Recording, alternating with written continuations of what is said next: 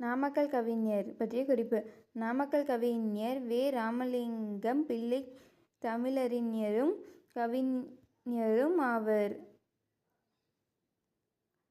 கத்தியின்றி இரத்தமின்றி யுத்தமென்று வருவது போன்ற தேசபக்தி பாடல்களை பாடிய இவர் தேசியத்தையும் காந்தியையும் போற்றியவர்.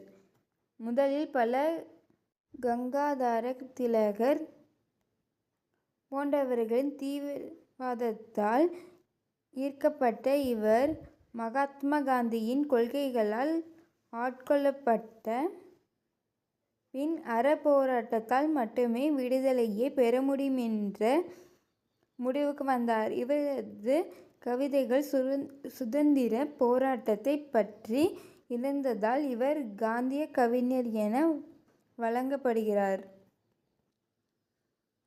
பெயர் வே. ராமலிங்கம் பிள்ளை. பிறப்பு அக்டோபர் 19, 1888. இடம்